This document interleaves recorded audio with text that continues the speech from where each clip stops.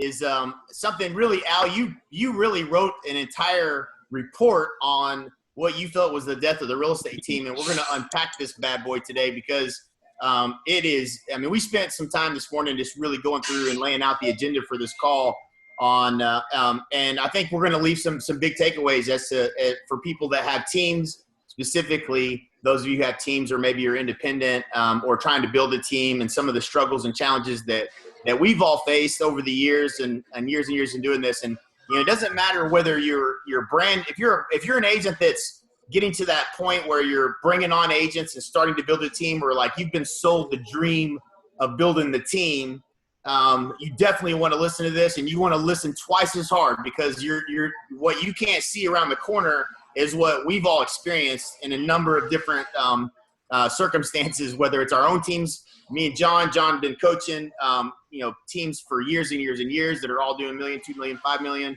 And Al built a massive team as well, and has gone through some of these same struggles. So we've all been around it and really experienced it at every possible angle. So pay attention. If you have a team and you're gonna find yourself shaking your head. Oh yes, that's exactly what it feels like right now.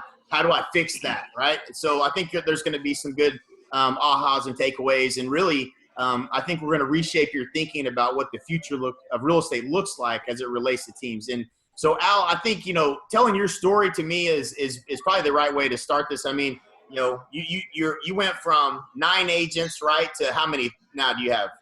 36. 36 agents. So you went from 9 agents to 36 agents on your team. And correct. To me, if this was the way I looked at it in the past, I would say you done lost your damn mind. Right. And it has to be, it's got to be so horrible to deal with on a daily basis, but that's not the case. And I think that's really what we'll showcase through talking through this story and going through kind of the process that we kind of laid out. So yeah, the floor is all yours, man. Oh, I mean, this all started out of frustration, obviously, from the title. I started just writing this white paper, which I don't know. I'm assuming that down the line we're gonna we'll polish it up a little bit and actually make this report that I wrote, which is very controversial, but it's very true. There's no bullshit in this report that I wrote. It's straight up, and the reason that I know that it's not just me is because our mastermind and every other mastermind I've belonged to all shares the same struggles. And we like to talk about the things that, I don't want to say that aren't solving our problems, but there's a few topics that we always seem to leave out, and it's the elephant in the room, And so I address all those. I dug into, why your best agents always leave you, hiring your first agent, stepping out of production, and how that can affect your bottom line and even kill you, i.e. the death of the real estate team, going from a brand to an independent, and what challenges are there, and just straight up building the team and the business model of building the team that everybody thinks that they want, until they find themselves writing their company a check so you can make payroll. So I'm going to get raw, real. I'm going to keep my coat on, but other than that, I'm going to get naked on this call and really just, lay it out. Because, look, I got nothing to hide. I'm an open book. Anyone who tells you that they don't have these similar challenges with their team model is probably lying. Unless, of course, they've gotten past the chasm and made the decision that, they have a recruiting model. And, of course, if they've done that, then there are definitely teams out there that or if you're a team leader, you're still in production, you may not be feeling any of these pains, but they're being masked by the fact that you're out hustling, which is fine. But we're gonna dig into that real deep. Yeah, and again, with every situation, there's always some exceptions. So it's not like this is it's the highest probability that everything we're telling you is a fact that I've ever seen, probably. But there are going to be some exceptions and some things that people have done to try to to somewhat correct the model. But and all in all, this isn't an individual you problem. It is a business model problem. At the foundation, It's the business model that's the problem. And I think we're going to unpack that for folks today in a way that'll maybe click in ways that you maybe not thought about it before. So yeah. Let's talk through the problem. Okay. What is the problem? Why do, and I'm going to take the first problem that I would say is that we lose our best agents over time. The longer you have an agent working for you, over time, there becomes a point that agent is probably going to leave you, or you go to bed at night thinking about that agent's probably going to leave me. Why is that? What are some of the reasons there that we run into agents leaving us in our team model? Well, I mean, I'm sure that there's several reasons, and I can only speak to my own. Usually, it's I think we could point at one thing, and it's a leadership is one of the reasons. The other reason is I believe it's a business model, and we're going to talk about that part because as far as developing leaders, you could have the best leader, and I'm not tooting our horn. Look, we get better. We look in the mirror 100-0 every day. And look at the ways we can get better as leaders. That's just how we're built. It's how we're wired. That's why I believe that we became such good friends with John. And we're willing to get real with ourselves and improve as leaders. So I'm not saying that we're perfect, but I'm saying that we work on that. Like that's a daily thing that since I've met you, we've grown to be good leaders. I think that I'll just say that I believe we're good leaders. So if there's a check in that box and we really do. See you later. There he is. No. Someone's trying to call me. Oh, unreal. Yeah. One of the things that if we have a check in that box, the thing that you look at is you could have an amazing leader with a bad business model. Right.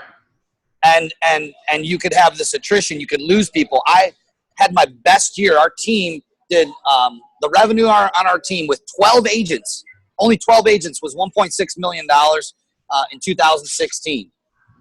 About 4 months after that, I had two of my top 3 agents walk out the door, not because they were miserable with me or anything. It was the business model had no more opportunity for them. They took 2 more agents with them for a total of about $400,000 in revenue annually, just went walking out the door. And I'm talking about company revenue. Now, that's a hit for a small business, at least for us. And, that'll put you back in the business. And that's exactly what it did. It put me right back out there. I was selling some listings. And I also, on top of that, and I told you I was going to get real on this call, Jay, I also had to write a check for $25,000 out of my own bank account to make sure that our payroll cleared. These are the things that nobody wants to talk about when they're flashing their numbers up saying, I sold 200, 300, 400, 500 homes. 400 houses. You can't. This is the words of Jay Kinder. You can't deposit 500 home sales in the bank. Right. Okay. Yeah, I got lots of awards that you can have out there. They have no value. I would try to sell them on eBay. Nobody's bought them. So, I tried to drive my trophies over next door to PNC Bank, and they wouldn't take them. Right. So and we laugh and joke about it because we've had to write those checks, me included. The reality is. And let me tell you what this is like if you haven't experienced. If you've experienced it, you definitely know what we're talking about. But it's like being let out of jail. It's like being let out of jail when you don't have to go, when you're out of the business and then you got to go back in and write a check. That's worse than going back to prison. There's nothing on the plan. It's like you got let out of jail for a week and they're like, all right, sorry, you got to go back now. And, and this time we're going to have to have you write us a check, for staying as well. What the F? It just happened. Right. And that's, again, you think you're doing things right. And you think, well, it's the culture and it's this and that. No, it's a misalignment in compensation. And it's real simple. There's a handful of things that compound that get to a point where somebody's going to leave. And my belief is this, that an agent that's been on your team 3, 4, 6 years, it starts to get repeat and referral business from business that you gave them. They didn't come to you doing 3 deals a month on their own. We know that. They came to you doing 9 out of 10 deals that you gave them for the first 3 or 4 years, probably. Have you ever hired an agent, Jay, who came on your team already doing 3-4 deals a month? No, not on a 50-50 split because they would be. Why would they? Right? I mean, if they right, 3 deals. That's on the point.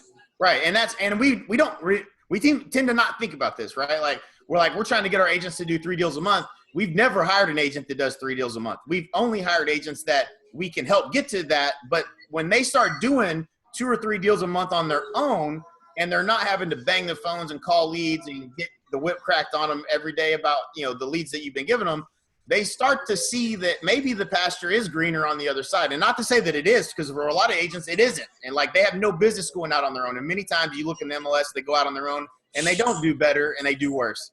And that's an actual truth, that maybe they shouldn't be going out on their own. But the reality is that there's still this huge pull for them to do it, because there's enough business that they're doing that if they will on 100%, they don't have to go out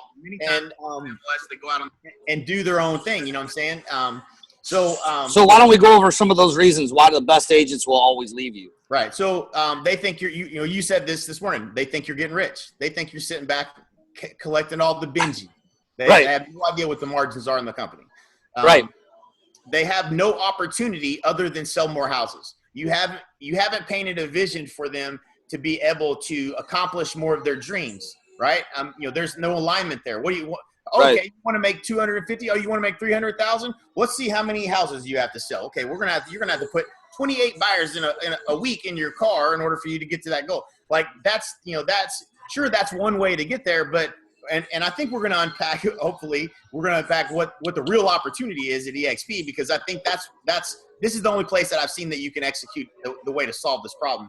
But the average agent, only typically closes on average. Once you get 3 agents, it's 1.5 deals a month. If you're a rock star and you get them up to 2, I think, John, we focused on it for a year and we got our average to 2.2 deals per month. Is that right? And it was hard. It was heavy, man. It was every night holding them accountable, man. You were looming over them every minute of the day. Oh, where are your numbers? Yeah. Oh, where are you at? What are your goals? Like, I mean, it was that, not sustainable if you want to be happy in your life, right? I mean, that's not something you would sign up for every day, right? And them either, right? So, and then, you're always recruiting. You should be always recruiting. And when you start, when that's your business model and you're giving people leads and deals, they start to get jealous, especially your very first one, because your first agent that you bring on, that you give all the buyer deals, they do really well. What did you call them, Al? It was funny. They're the spoiled only child. Your first agent, the spoiled only child. Right. They're like, this is easy. Give me right. Oh, that's another sitter. And then you run an ad to hire some more agents, and then what happens? They're like, "What you hiring people for? What am I not doing a good enough job?" We're like, "No, because I need to get more production out of And what happens when you take a week off? And as you start to grow it, the average just becomes 1.5 times. John, is that what is that an accurate number still? 1.5 deals on average? Yeah, I mean, too, you also take into consideration market conditions. I mean, your higher price point markets, that number drops a little bit, but kind of where Al's at and what we've seen, that really is. I mean, that's kind of the average number that you want to base your assumptions on. Right. And I want to just make a distinction here for anybody who has a small team that plans on staying in production. That is a good idea. Okay, so I'm not telling you to that.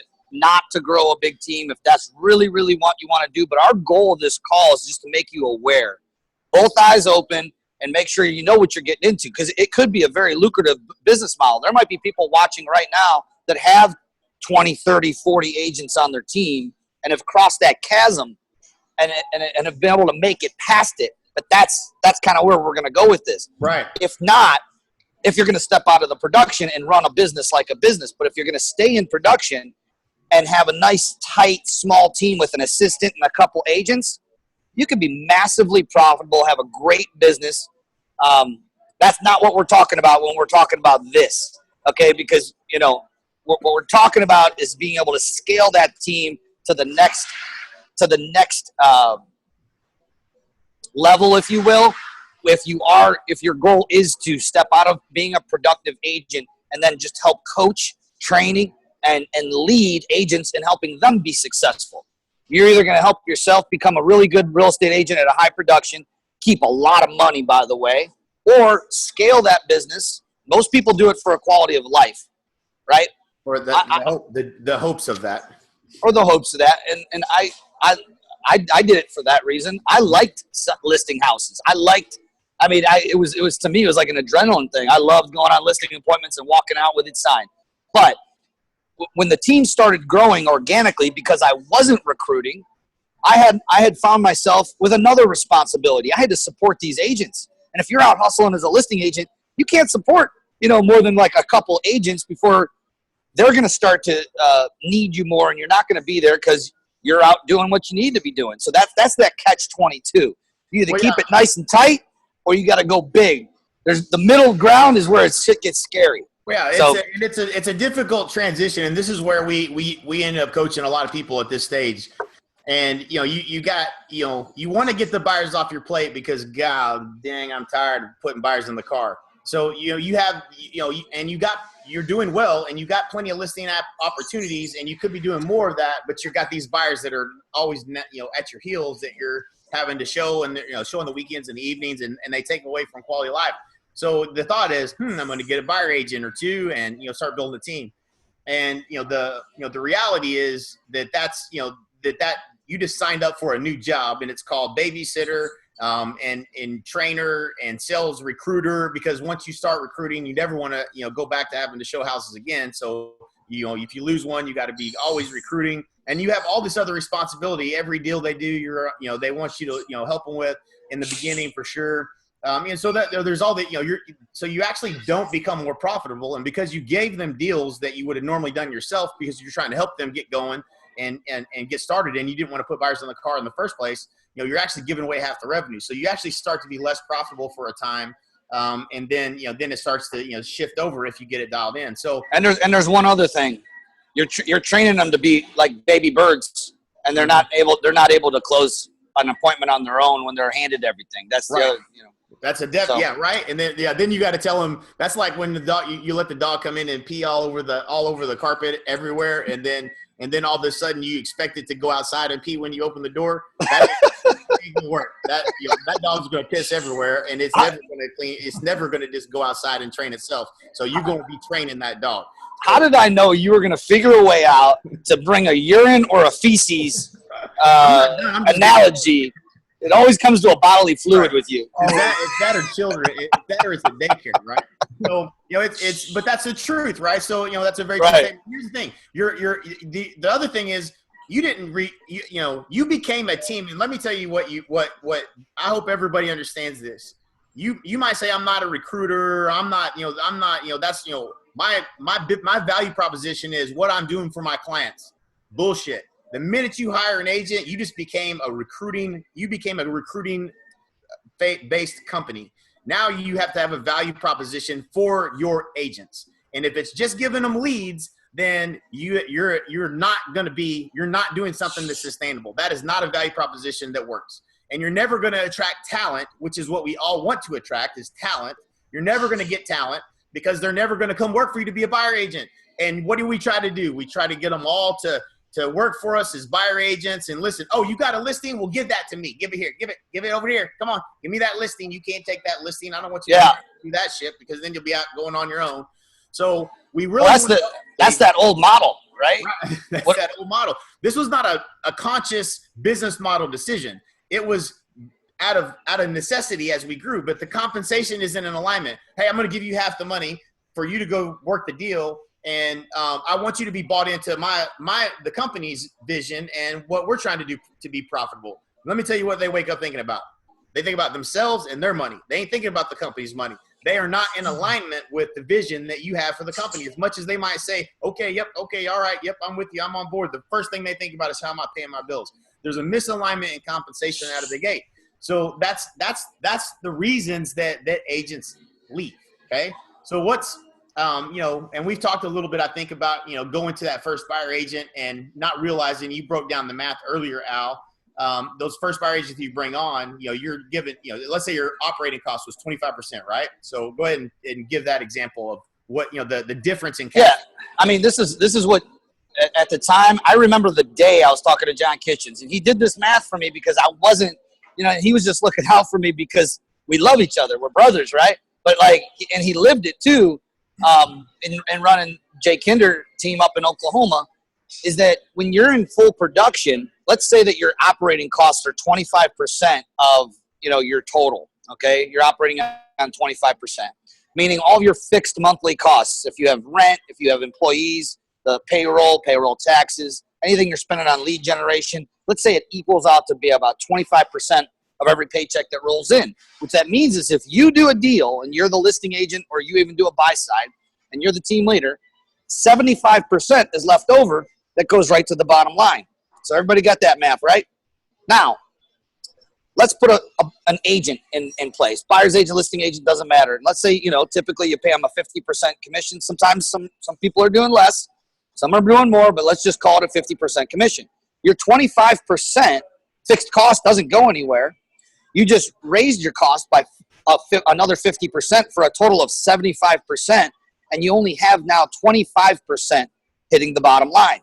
So look at the swing that just happened on cash that's hitting the bottom line when you step out of that production. It goes from 75% of the money earned on that deal going right to the bank account, which, by the way, is very easy to make work and be profitable, to 25% of the money now going to the bottom line, and try to make that profitable.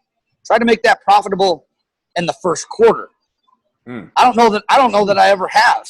I mean, I write checks in that first quarter. I know someone that's watching this knows exactly what I'm talking about. So, I mean, it's just pain. It's pain. I'm passionate because I felt the pain.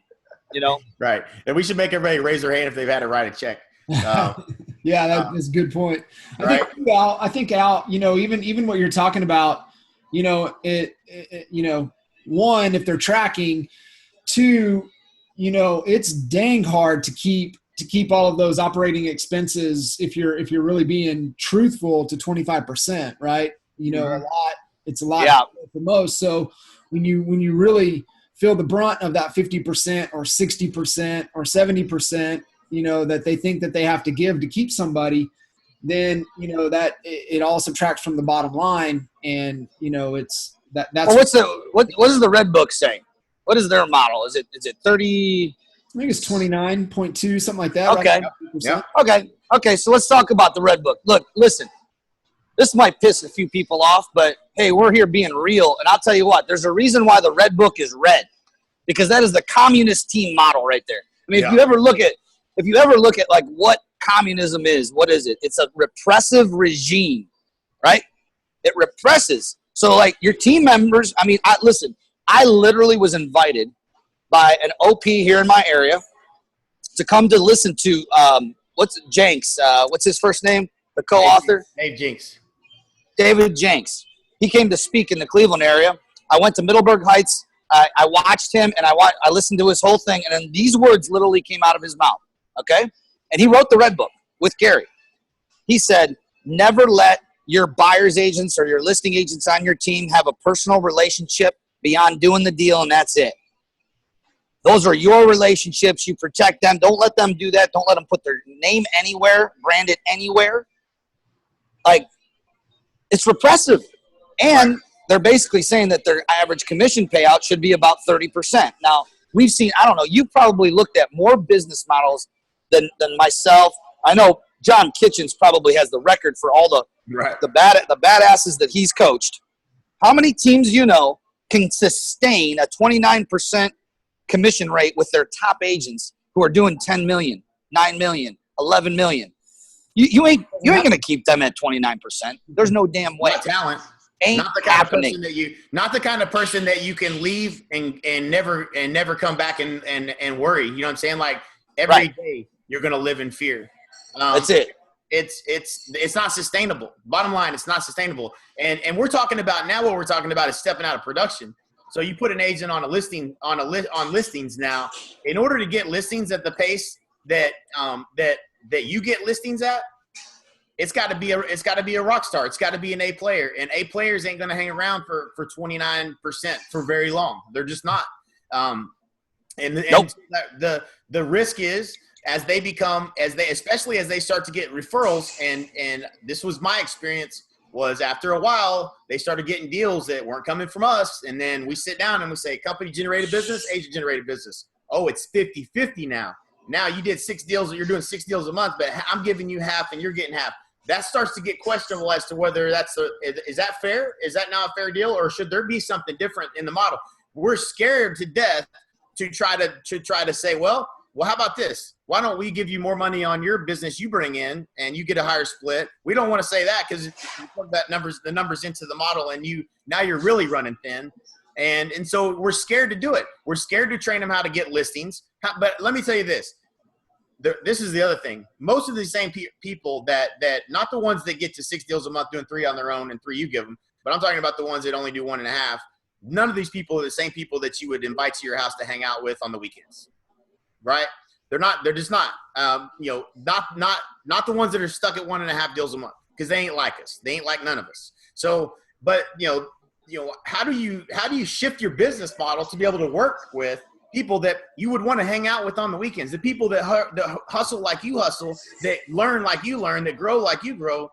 That's way more fulfilling. Now, take a step back out of your current situation of your team and say, okay, well, what would that look like?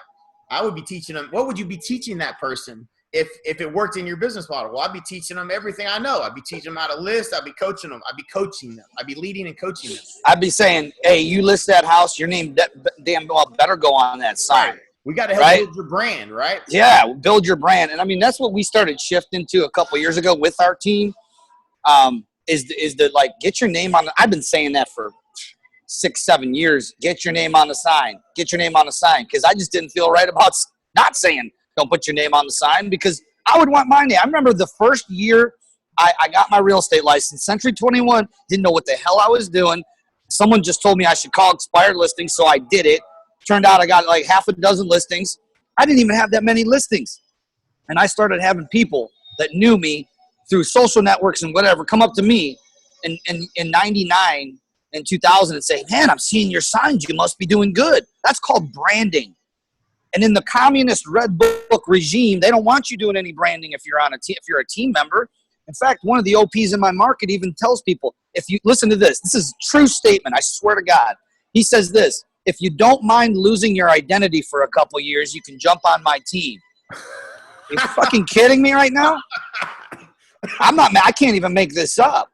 That's so I've never bought into it. I gotta be truthful. I bought into it. That's how it was in my office. It was communism. I was like, y'all want to put your name on the sign? Let me tell you what it costs a month to run this bitch. You can put your name on the sign when you can write a check for $100,000 a month. Until then, you're in my world. But I didn't know any better, right? That's what I was taught to do. That was what the red book said. It was what other people out there coaching was teaching. And there really wasn't a better way, to be quite honest. Right. But it does. I can attest to the fact that it doesn't work. It's not sustainable. Well, you tried a couple different models. You even got your lead guy on a salary. Yeah. Paid him $50,000. You know, do you want to chat about that a little bit? Yeah, I mean, we tried everything. Compensation drives behavior. I would just be careful of anything that you don't have alignment and compensation on. And, at the end of the day, it worked. I mean, it worked really well. We ultimately sold the company to that guy. And he runs it today. So, it worked as far as that goes, but let me tell you, it wasn't profitable enough. The opportunity in that company in Lawton, Oklahoma was not enough for me to say, I'm going to continue building and managing this, because it could have made plus or minus 10%, 15% profit, or 10 to 15% loss. And, the only people that are going to care about that are the people that are paid, are getting paid. And if it's not profitable, there's no profit share. So that doesn't work. And there's no, there's not an easy way to solve that without having your neck on the line with the business. And so, the best move for us was sell it. But, that was. So when how long ago did you sell it? I don't know, John, how long has that been? A year, 2, year and a half? 2 years. 2 years now? So we're coming up on our second year. Right. And I'll say something else that a lot of people don't know, because I don't know if anybody else has done it. When I got out of the business in 2011, I didn't just step out of the listing side of the business and become the leader and the recruiter and the business development guy, which is what I would have done if I was staying a lot. And we were exploring, getting into commercial. We were doing developments. We were building houses. We were doing anything and everything else opportunity wise. And that's where I was spending my time. And that's where we had John's focus too, is helping with those bigger opportunities. And that was kind of what I was doing. but I moved to Dallas, Texas. Okay. So when you step out of your real estate business and you think you stepped out, go ahead and step out and move to another city. Then you'll really know what you don't know about your business. At that point, everything tracking and everything reporting became the number one thing, because I couldn't possibly know. I mean, I'd be on the phone all day with John if I wanted to know all the metrics and numbers, if we couldn't build reporting that was going to tell us what we needed to know. And so, that was the first thing. But what I watched deteriorate, okay, and I mean deteriorate, was my brand in the marketplace. The fact that Jay Kinder was no longer running into people at Walmart, no longer running into people at the grocery store, no longer going to the Chamber of Commerce meetings, no longer involved in the community, no longer seen driving down the road, in a wrap vehicle. You did not see me ever again. And that is a true test to whether you had a brand or not. And I didn't have a brand. I had relationships, and those relationships was what that business was built on. And as I stepped away, we watched the production go down and down and down and down. And it hasn't ever gotten back to 500. Not to say that Reedy and Stace, because they rebranded it now, that they're not going to build their brands and be able to get to that stage. But I had to slowly, as my brand was diminishing, we had to brand them was the right strategy for them. And, and if you think you think that you can step out of the business and out of the relationships in your business, and remove yourself completely, I'm just going to tell you right now, it won't sustain. It won't. You can try and try and try. We tried. I don't think anybody's tried harder than we've tried. And it's just not, so it's not sustainable, guys. And that's the magical word that I want you to. Yeah, but y'all are still getting checks from there, right? Well, yeah, because we sold it and they're paying us. Right. So there was a liquidation. The only option on the table was to sell it to them. To be honest with you, if they said no, we would have closed the doors. I mean, that's just the fact, because it wasn't worth our time. So, we got a little bit for it, but it wasn't enough for me or John to retire on. You know what I'm saying? Right. Right. It doesn't. I think our payments pays mighty. It don't pay my house payment. I know that. So it's not life changing money. And we spent 10 years building that company. You know what I'm saying? Right. Longer than that. It's been 20 years. It's been in business now. So 20 years building it, and 18 years, I guess, before we sold it. 17 or 18. So, do you really think about that for a minute? Do you want to spend 17, 18 years of your life building something to sell it for the price that you can buy a small rental property in Texas? Is that the goal? Because that's not that wasn't what I thought I was doing. I can tell you that much. And or what's the alternative? Right. Maybe there's a better way. So it might be. Chris made a great point. Look if anybody knows Kyle Whistle's story, right, is another great point. And you talk about us in a small price point market, and then you have somebody like Kyle when his average sales price is what, $750,000, if not $1 million, and it wasn't even enough for him, no value to make the move. So I mean, there's even another proof when you really look at it. Well, Kyle had a business that was one of the top independent brokerages, very successful by anybody's imagination. And I believe, correct me if I'm wrong, but he got offers for some big publicly traded real estate firms to buy him out, and had checks thrown at him, and the math just didn't make sense. So what did make sense is growing his business off of a different platform, off of a different model that is sustainable, and that at the end you actually have something to show for it. So anyways. Right. So that's the point. So let's look at, and this is really the EXP model, the old model, that's the old team model. And now let's look at the EXP business model and the value proposition and the problems that it solves, right? So like, let's tie that back to what problems are we solving at EXP? How is this making things better for you if you have a team? And, obviously the repressive regime right. Of not having opportunity for people versus helping them get free, right? So you have a business model where they can earn stock and they can have an asset at the end of their career where they can earn revenue share just by telling their friends to come join the company, and you can help them with that. That's freedom. You can help people get free. I'm telling you, your buy rate. USA. So this is like a Trump rally. So, but here's the thing. I know everybody that's watching this as a team still loves and cares about their agents. You're trying to solve it. The model's just broken and it doesn't work. So what's a better way is being in an environment where you have opportunity that they have actual opportunity. They have opportunity in just the revenue share and the stock that you can't provide them in your business model. Plain simple as that. It makes it easier to recruit and it makes them more likely to stay.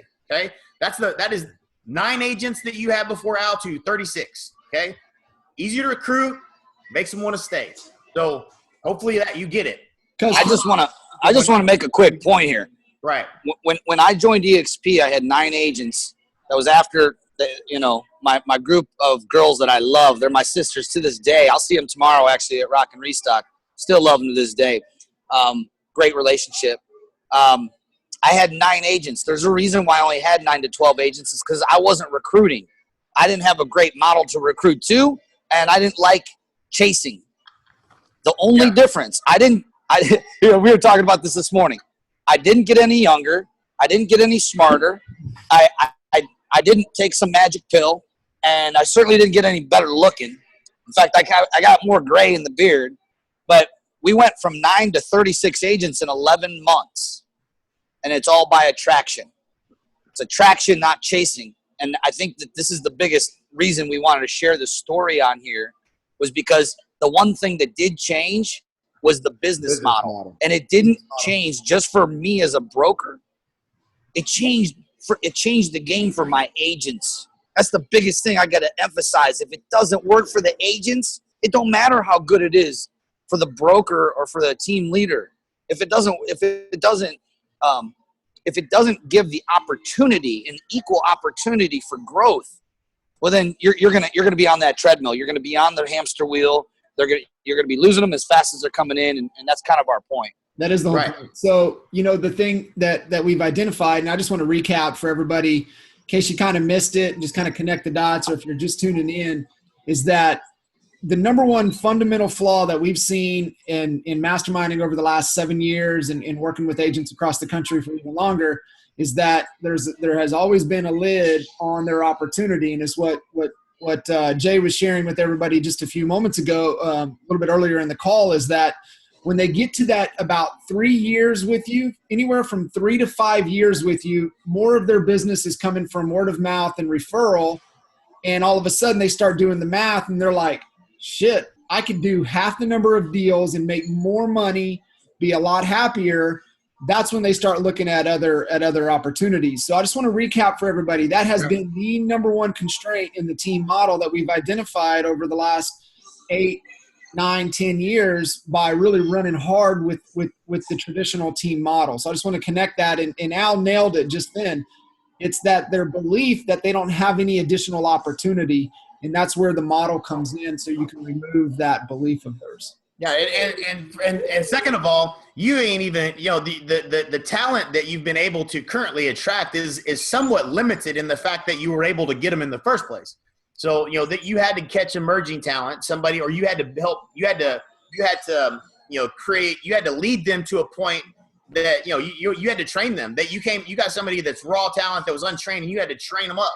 And so you put a lot of time and effort in that person that's an A player that's doing really well for you. But, you got to look at lifestyle. And we all have that one that's going burning the candle at both ends, and they close 8 this month, and they're like, they just leave the country for like 2 weeks, right? You can't find them. Like, what happened to you? They're burning out, and they know that they don't want to. If I just had to do 1 a week instead of 2 a week to make the same money, man, it's hard not to buy into that. At least the hope that it might be better, right? So we know that we do a lot for them and things of that nature. But the truth is, at that stage, wouldn't it be nice if you could say, hey, listen, man, you're doing a great job. Your split should be 75-25 on the deals you do. And, we're going to get you. Now I'm going to help you. Now I'm going to start coaching you every week. I'm going to start helping you build your brain. It's time for you to take off. And I'm going to show you the way. Now, instead of – and now if you can paint that picture in the beginning when you're working with them, listen, I'm going to take you to here, and then I'm going to take you to here, and then I'm going to coach you to here, right? And now there's this ascension path and this alignment, and they see the right place. This person's done what I'm trying to do.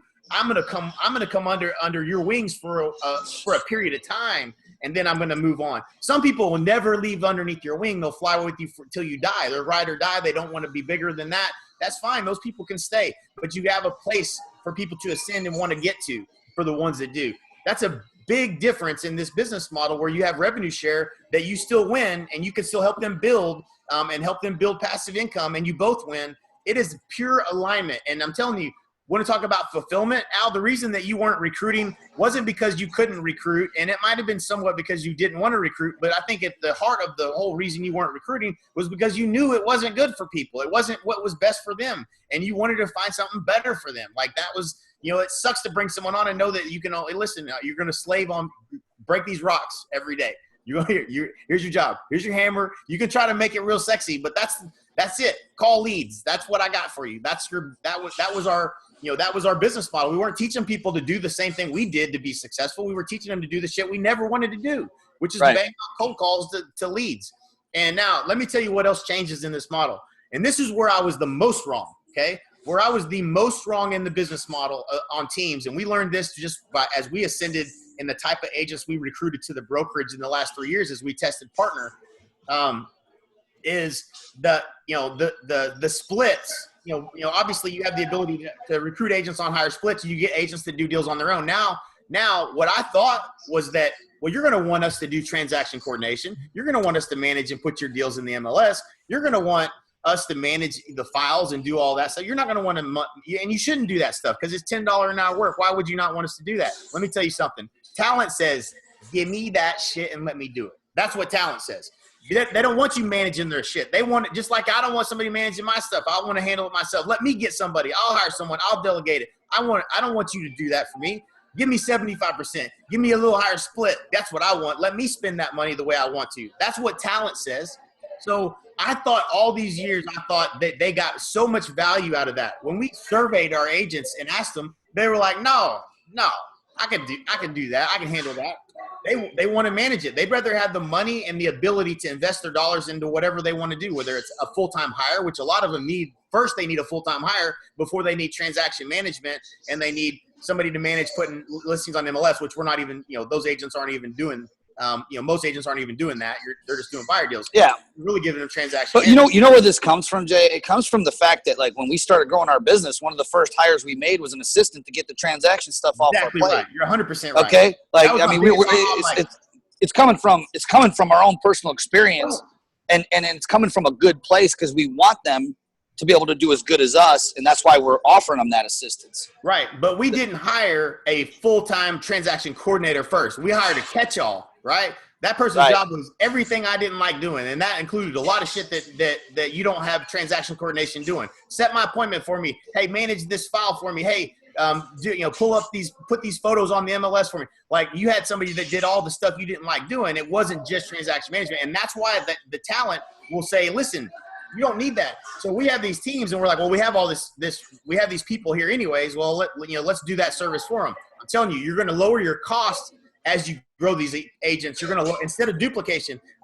we had 2 transaction coordinators doing 531 deals a year. So we had 2, like when it slowed down and we only needed 1, we're still paying for 2.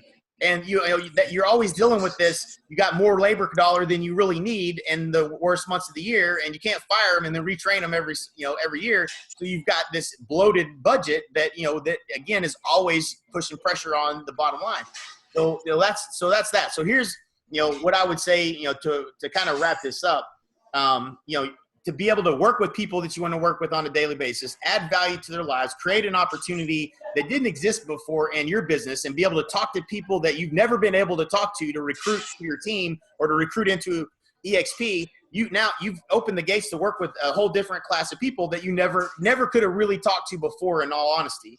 Yeah. And to me, we're not just in the business of serving real estate clients. At this stage of the business, if this is where you're at, you are in the business of serving your agents, and your business model is recruiting. I don't care who you are. You can tell me you're not a recruiter, but your ass is a recruiter. That's what your job is. When you step out of production, you stepped into 2 roles that matter. 3, really. You stepped into the role of marketing, because you should never turn loose in marketing. You stepped into the role of sales management, which also includes recruiting. And you are in the leadership role of leading leaders within your company. That's your job.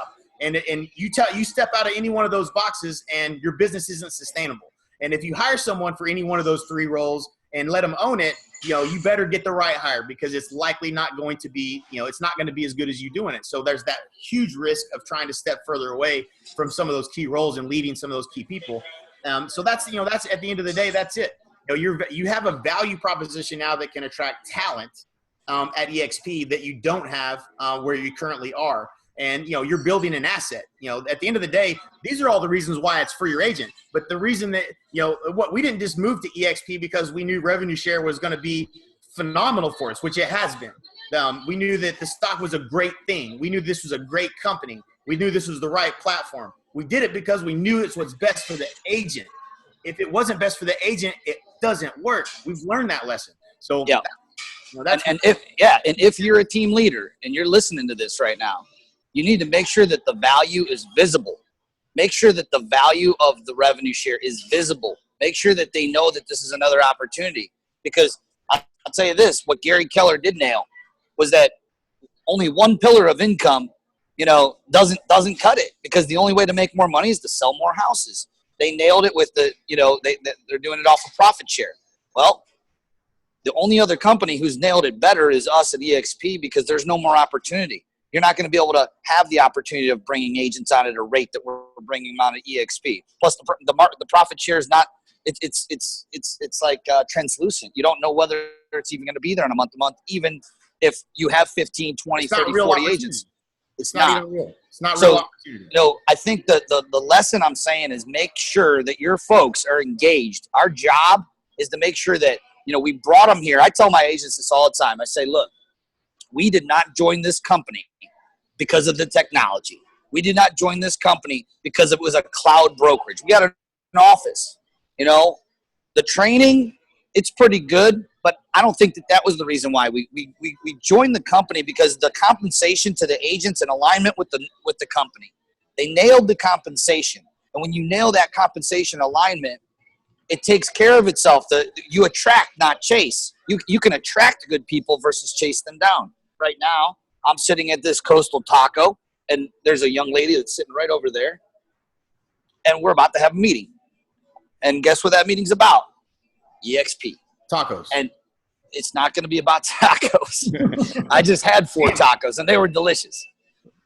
But, and her partner in crime just showed up. And so I'm actually going to 10-4 out of here, but here's the deal. They called me. Here's another good point. Okay, they called me and said, hey, let's meet at Coastal Tacos, and we're ready to talk about EXP. Hey, Al, will you send me that ad that you ran for that appointment, please? Will you send me the ad that you ran? What was the copy you used on that? Right? Yeah. That's the life we used to live. How about a little bit of attraction? Amen. Hey, if you want to see the ad, Jay, just look on my Facebook wall and just pull up all the live videos. Right. Exactly. It's a better Get out way, there. Guys. It's a better Content strategy. That's a whole nother. Right. And yeah, there's 2 more things, and I know you got to go, Al. I want to finish up on. There's a couple things, and anybody who's watching this video, which you're going to have questions about how you lay out compensation for your agents, and make the move to EXP. That's the big question that most people would have. We're actually doing this call right now with most of the agents that are already in EXP. But there's several ways that you can do compensation. I will tell you this: that for the large majority, the simplest answer that I can give is that your agents will see the value, and they will be happy. They will happily pay the cap, and you can give them some additional compensation on agent generated business and incentivize the A players to go be A players. That is the easiest, least costly, best way to structure it in a simple format for me. Just not to get into a whole lot of detail. We'll maybe do another video, or you can send us a message, and we'll happily do that. You can find me or Al easily on Facebook, and just hit us with the messenger comment, or find us. We're easy. I think my phone number is everywhere at this point. I think what we got to do is put a slideshow presentation together on different ways to structure the team. And coming in and building it. I think the biggest lesson I want everyone to take away from this is that the danger zone happens after you cross maybe 5 agents on your team, all the way to that probably 12 to 15 area. I would call that the danger zone, because your expenses start going up because you need to start adding more labor dollars, okay? You probably have to start paying for more leads, yet you in order to remain really, really profitable, you need to be out there hitting it, closing deals. So make a decision. Let's stay in here, or if you're going to end up going big, go big, but understand that you have a recruiting model, and things do get easier when you cross the 25, 30, 35 agents.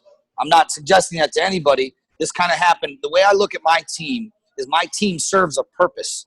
The team serves a purpose. It serves the agents who need that extra. They need the extra leads. They need the leadership. They need the